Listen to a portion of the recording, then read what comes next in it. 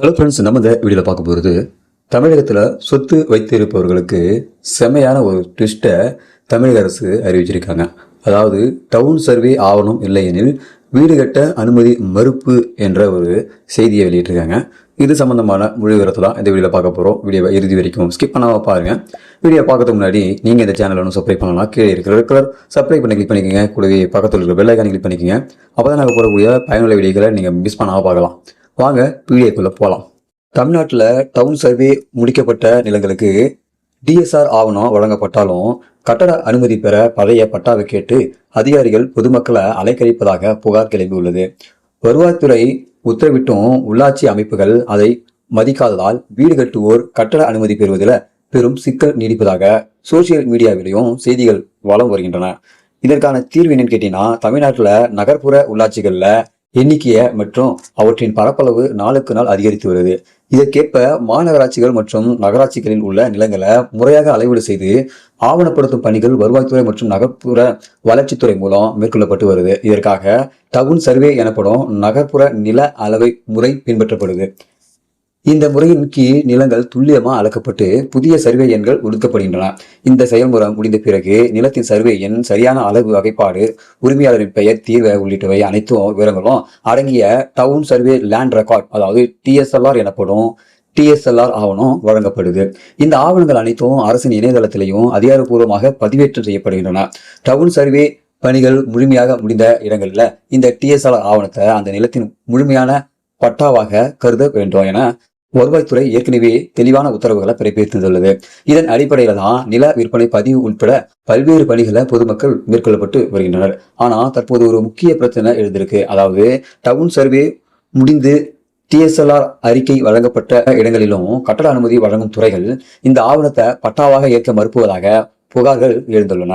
இதனால பொதுமக்களும் நில உரிமையாளர்களும் கடும் அவதிக்கு உள்ளாகியுள்ளனர். டவுன் சர்வே அறிக்கையை பட்டாவாக ஏற்க சில அரசு துறைகள் மறுப்பதால கட்டட அனுமதி பெறுவதில் முட்டுக்கட்டை ஏற்பட்டுள்ளது. இது குறித்து தேசிய ரியல் எஸ்டேட் வளர்ச்சி கவுன்சிலின் தமிழக துணைத் தலைவர் பி மணிசங்கர் ஒரு சேனலுக்கு அளித்துள்ள பேட்டியில தனது வேதனையை பகிர்ந்துள்ளார். அதுல அவர் சொல்லும்போது, டிஎஸ்எல்ஆர் எனப்படும் டவுன் சர்வே அறிக்கையை பட்டாவாக கருத வேண்டும் என அரசு அதிகாரப்பூர்வ உத்தரவு பிறப்பித்திருந்தாலும் நகர்ப்புற உள்ளாட்சி அமைப்புகள் அதை மதிப்பதில்லை என்பதுதான் நிதர்சனமான உண்மை. ஒரு நபர் முறையாக கட்டட அனுமதி கேட்டு விண்ணப்பிக்கும் போது இந்த டிஎஸ்எல்ஆர் அறிக்கையுடன் சேர்த்து பழைய பட்டாவை தாக்கல் செய்ய வேண்டும் என அதிகாரிகள் கட்டாயப்படுத்துகின்றனர். இதனால டவுன் சர்வே முடிந்த பல ஆண்டுகள் கடந்த இடங்களிலும் வீடு கட்டுவோர் பெரும் அலைகழிக்கப்படும் நிலையில ஏற்பட்டுள்ளது. பழைய பட்டா இல்லாதவர்கள் அல்லது தொலைந்து போனவர்கள் தற்போது உள்ள சூழல்ல அதை தேடி அலைவதால நேர விரயம் மற்றும் மன உளைச்சலுக்கு ஆளாகியுள்ளனர். அரசு கொடுத்த ஆவணத்தை ஏற்க மறுக்கும் துறைக்கும் உரிய அறிவுறுத்தல்களை அரசு வழங்க வேண்டும். அப்போதுதான் பொதுமக்கள் எந்த பிரச்சனையும் இன்றி கட்டட அனுமதியை பெற்று வீடு கட்ட முடியும். நிலப்பதிவுகள் நவீனமயமாக்கப்படும் இந்த சூழல்ல டவுன் சர்வே அறிக்கையை முழுமையாக ஏற்றுக்கொள்வதில் உள்ள தயக்கம் அரசின் கொள்கைக்கே முரணாக உள்ளது.